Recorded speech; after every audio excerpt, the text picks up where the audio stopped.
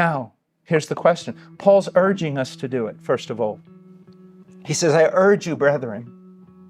He's pleading with them. He's begging them. Imagine if a man could die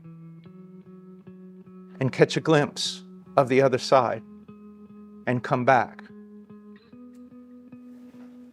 If he could die and catch a glimpse of hell, would he not come back and urge people, please, don't?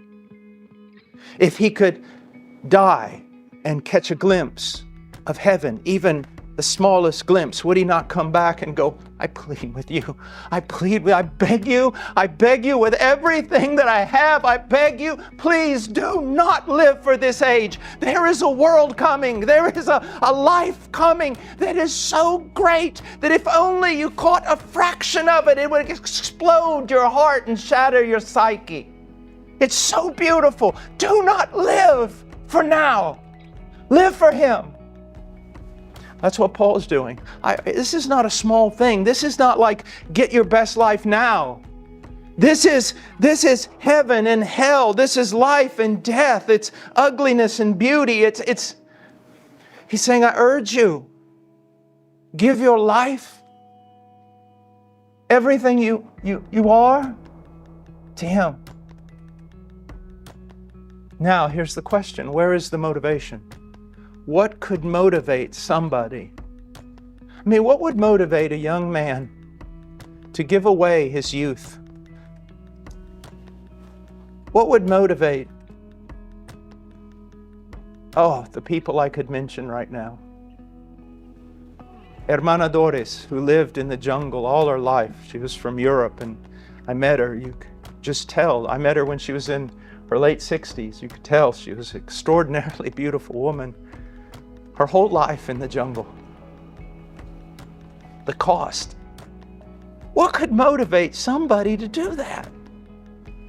I mean, waste everything, like the alabaster, break it and just pour it out. Just break your body and just pour it out. What on earth, what in heaven could motivate somebody to give the most precious thing they own away? And not just away, just lavish it.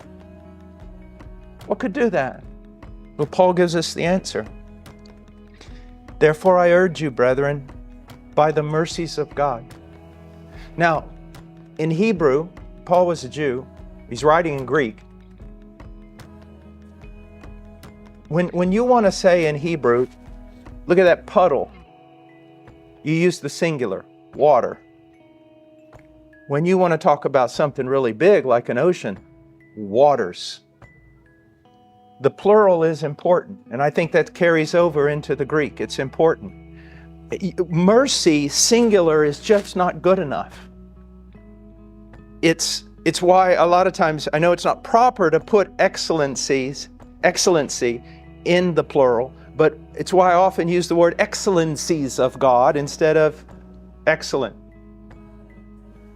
Mercy's not enough. It's the mercies, the multiformed mercies. There's just so many of them, and they're so great, and they're so varied. They're just beautiful. Like you take the largest diamond in the world and you turn it in the light of the sun and you see just rays coming off everywhere.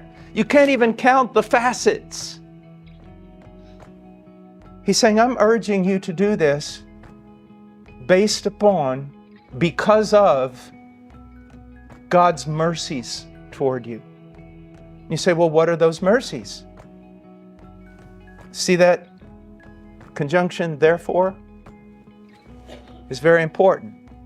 Paul is doing something here that he also does in the book of Ephesians. So in the book of Ephesians, the first 3 chapters is the most extraordinary literature about Christ and what He's done. All about Christ, who He is, and what He's done. So for 3 chapters, Paul wears himself out explaining to you, showing you what Christ has done for you, and then he says, therefore, live in a manner worthy of your calling. Based on what? What Christ did for you. Paul's doing the same thing again When he writes, therefore, in chapter 12, he's referring back to the first 11 chapters of Romans, where he sets out the gospel of Jesus Christ in an extraordinary fashion.